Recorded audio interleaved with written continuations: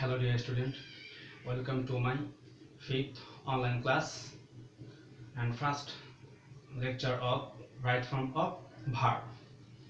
তো আমরা আজ গ্রামারের একটি গুরুত্বপূর্ণ chapter right forms of verb নিয়ে আলোচনা করব। আমাদের আজকের topic right form of verb. তো আমরা কথা না বাড়িয়ে আমাদের মূল ক্লাসে চলে যাই।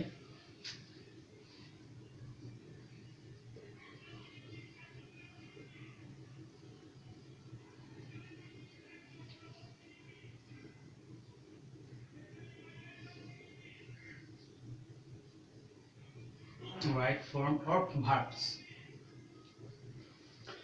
আগে তোমাদের এটা সম্পর্কে বেসিক কিছু তথ্য দিয়ে নেই যে রাইট ফর্মস অফ ভার্ব অর্থাৎ ভার্বের সঠিক রূপটি, ভার্বের সঠিক রূপ ব্যবহার করা।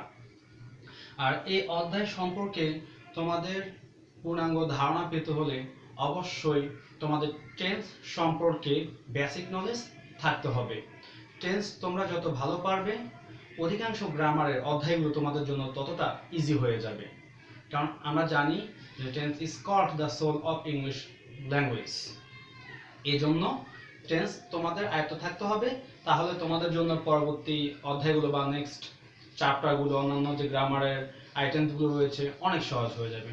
তাহলে তো আমি আশা করি তোমাদের সবার টেন্সের ধারণা অনেকটা ক্লিয়ার রয়েছে, আর তোমরা রাইট ফর্মস অফ ভার্বের ক্ষেত্রে অনেকটা ক্লিয়ার ধারণা পেতে পারবে টেন্স এর মাধ্যমে।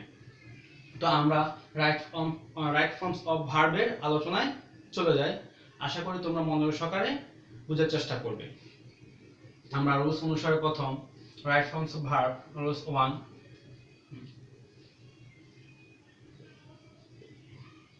সাবজেক্ট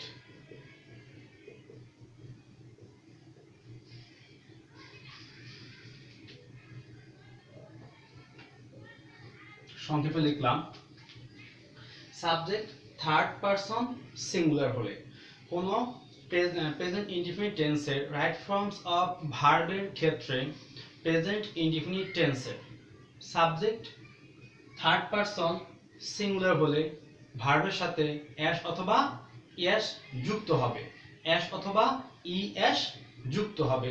আমরা এক্সাম্পলের মাধ্যমে বিষয়টাকে ক্লিয়ার করার চেষ্টা করব। যেমন he helps his brother। এখানে he third person singular present tense, অর্থাৎ হেল্পড পাস্ট টেন্স হতো, এখানে যেহেতু present form third person singular, অর্থাৎ রাইট ফর্মস অফ ভার্বটা হলো যেহেতু প্রেজেন্ট ইনডিফিনিট টেন্স এবং সাবজেক্ট থার্ড পারসন সিঙ্গুলার, সেই ক্ষেত্রে ভার্বের সাথে এস অথবা ইএস, এস অথবা ইএস আমরা ব্যবহার করব। অর্থাৎ এখানে ফর্মটা হবে, অ্যানসারটা হবে হেল্পস, হেল্পস। তাহলে রুলসটা হলো যদি কোনো প্রেজেন্ট ইনডিফিনিট টেন্সের সাবজেক্ট থার্ড পারসন সিঙ্গুলার হয় তাহলে ভার্বের সাথে এস বা ইএস যুক্ত করতে হবে এবং সেটাই হবে রাইট ফর্ম অফ ভার্ব। আমরা রুলস নাম্বার 2 তে যাব।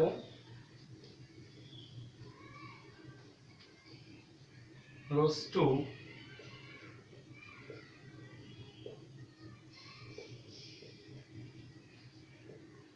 বি ভার্ব থাকলে আমরা অনেক সময় দেখি উপরে ক্লোজের ভিতরে বি ভার্ব দেওয়া থাকে, বি অনেক সময় শুধু বিও থাকে, এই বি শব্দটাই থাকে।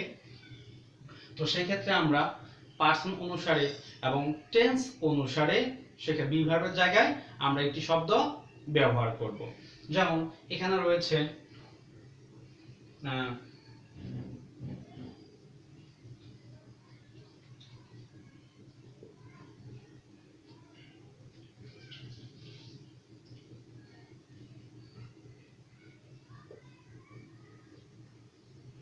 ডক্টর।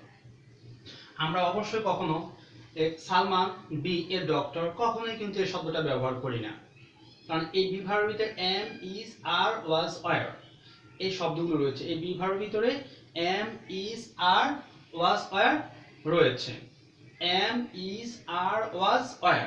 তাহলে আমরা জানি যে থার্ড পারসনের সাথে অল টাইম প্রেজেন্ট টেন্সে ইজ, আর পাস্ট টেন্সে ওয়াজ বা থার্ড পারসনের সাথে সিঙ্গুলার সাথে ওয়াজ হয়, আর যদি প্লুরাল হয় তাহলে অবশ্যই সবার সাথে ওয়ার ব্যবহার করা হয়।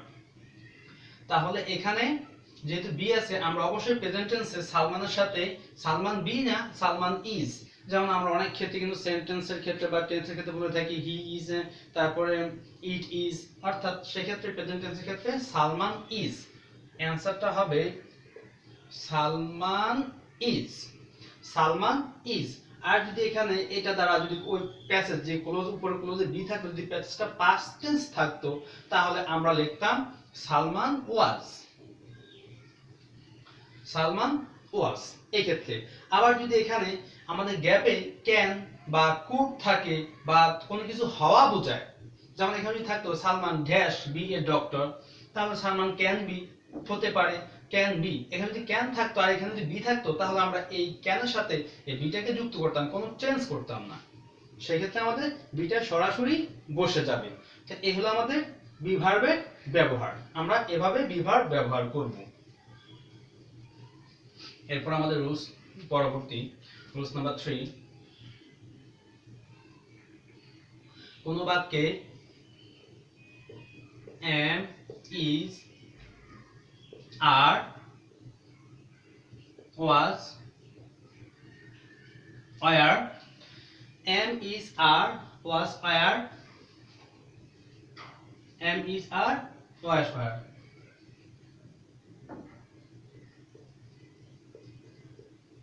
shall be, will be থাকলে, তাহলে কোন সেন্টেন্সে যদি আমরা সাবজেক্টে পরে am is are was were shall be will be দেখতে পাই এবং তারপরে যদি একটা ভার্ব থাকে বা গ্যাপের ভিতরে যদি একটা ভার্ব থাকে তাহলে অবশ্যই সেই ভার্বের সাথে আইএনজি যুক্ত হবে, অর্থাৎ এগুলো হলো কন্টিনিউয়াস টেন্সের অক্সিলারি ভার্ব। তো আমি একটা एग्जांपल দেই।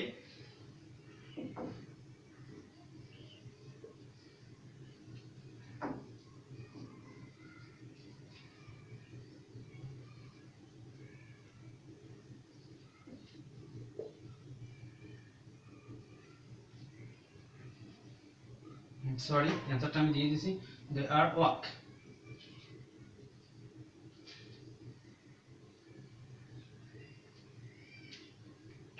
এইটা অক্সিলারি ভার্ব এবং মেইন ভার্ব, অর্থাৎ কোন সেন্টেন্সে যদি অক্সিলারি ভার্বের পরে মেইন ভার্ব থাকে, অর্থাৎ এম ইদার ওয়াজ ওয়ার এর পরে শ্যাল বি বা উইল বি পরে মেইন ভার্ব থাকে, তাহলে এদের পর মেইন ভার্বের সাথে আইএনজি যুক্ত হবে। তাহলে অ্যানসারটা হবে আর ওয়াকিং,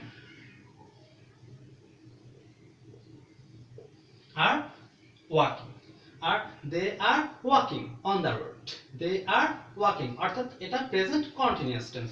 আমি আগেই বলেছি যে রাইট ফর্মস অফ ভার্বের জন্য অবশ্যই you must have, of course you must have the basic knowledge of tense.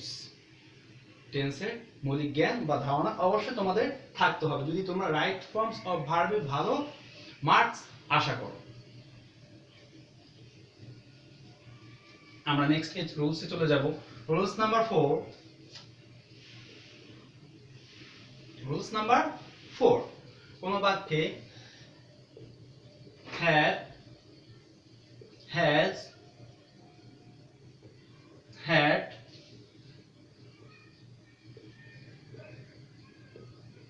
shall have,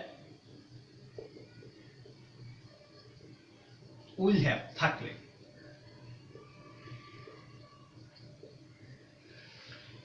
কোন বাক্যে have, has, had, shall have, will have থাকলে, shall have, will have থাকলে অবশ্যই তারপরে ভার্বের 3 নম্বর ফর্ম বা B3 অর্থাৎ পাস্ট পার্টিসিপল, ভার্ব এর পাস্ট পার্টিসিপল, ভার্ব এর পাস্ট পার্টিসিপল ফর্ম ব্যবহার করা হবে। আমি আবার রিপিট করি তোমাদের বোঝার জন্য। কোনো বাক্যে বা সেন্টেন্সে সাবজেক্টের পর have, has, had, shall have, will have থাকলে, শ্যাল হ্যাভ বা উইল হ্যাভ থাকলে তারপরে ভার্বের পাস্ট পার্টিসিপল ফর্ম হবে, অর্থাৎ ভার্বের 3 নাম্বার বা V3। তো আমি একটা এক্সাম্পল দিই তোমাদের, তাহলে তোমরা আরো সহজে আশা করি বুঝতে পারবে। যেমন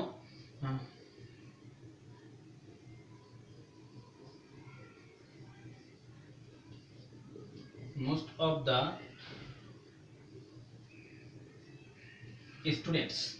of the students have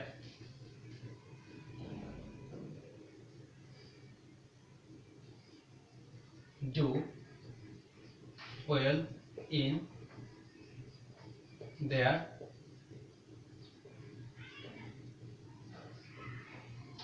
examination। আমি মার্ক করে দিলাম তোমাদের বোঝার জন্য। most of the students have do, আমরা আগে বলেছি have, has, had, shall have, will have, এগুলো থাকলে এরপরের ভার্বের 3 নাম্বার ফর্ম, অর্থাৎ পাস্ট পার্টিসিপল। তাহলে এই যে আমরা এখানে have দেখতে পেলাম, সুতরাং এই have এর পরে ভার্ব রয়েছে do, তো do 3 number form do, did, done, সুতরাং এই শব্দটা অ্যানসার হবে done। ডান। তাহলে আমরা বুঝতে পারলাম কোন বাক্যে এই ভার্বগুলো থাকলে, টু হ্যাভ ভার্বগুলো থাকলে আমরা ভার্ব এর পাস্ট পার্টিসিপল ফর্ম ব্যবহার করব। তো আমরা নেক্সট রুলসে যাব।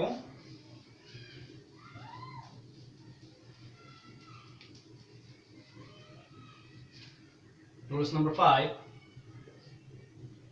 কোন বাক্যে usually, usually, regularly, normally, naturally,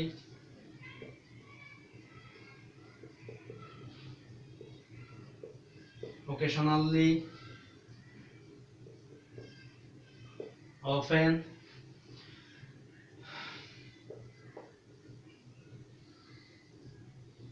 etc. Usually আরো থাকতে পারে, জেনারেলি হতে পারে। আমি একটা জেনারেলি, GENERA, জেনারেলি। তো ওকেশন, এই শব্দগুলো থাকলে অবশ্যই বুঝতে হবে সেই বাক্যটা প্রেজেন্ট ইনডিফিনিট টেন্স, অর্থাৎ usually, regularly, normally, naturally, generally, occasionally, often, এই শব্দগুলো থাকলে বুঝতে হবে বাক্যটা প্রেজেন্ট ইনডিফিনিট টেন্স হবে। প্রেজেন্ট ইনডিফিনিট টেন্স অর্থাৎ ভার্বের সাথে ভার্বের প্রেজেন্ট ফর্ম অথবা থার্ড পারসন সিঙ্গুলার থাকলে ভার্বের সাথে এস অথবা ইএস। তাহলে আমরা एग्जांपले চলে যাই। যেমন they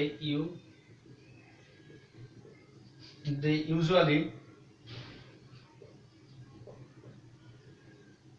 there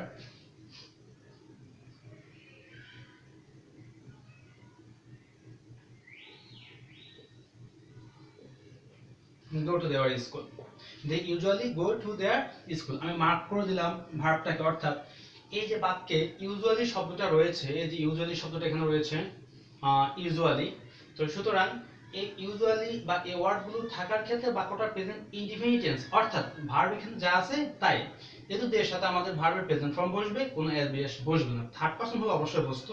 তাহলে এখানে অ্যানসারটা হবে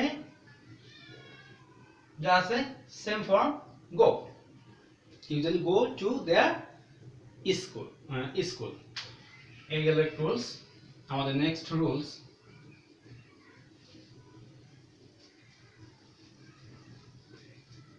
রুলস নাম্বার 6, কোন বাক্যে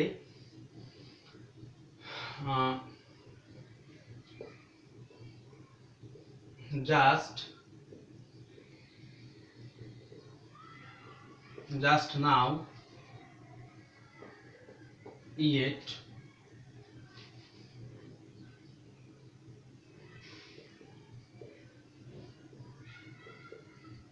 recently,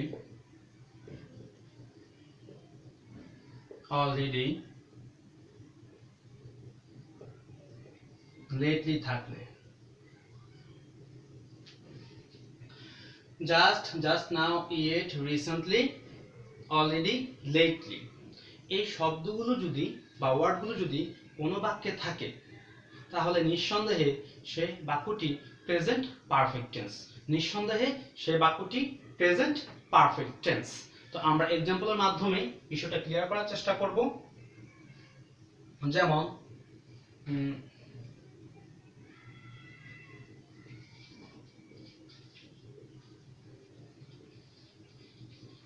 my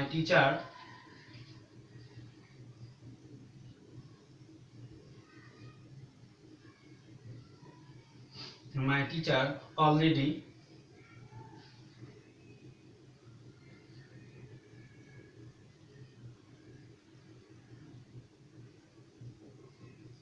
write a sentence। তাহলে মাই টিচার অলরেডি, আমরা আগে বলেছি যে অলরেডি, তো অলরেডি শব্দটা যেহেতু আছে অর্থাৎ এই বাক্যটাকে আমরা প্রেজেন্ট পারফেক্ট টেন্সে রূপান্তরিত করব। আর আমরা জানি প্রেজেন্ট পারফেক্ট টেন্সে সাবজেক্টের পরে হ্যাভ অথবা হ্যাজ, যদি থার্ড পারসন সিঙ্গুলার হয় তাহলে হ্যাজ, আর অন্য সকলের ক্ষেত্রে হ্যাভ ব্যবহার করতে হয়।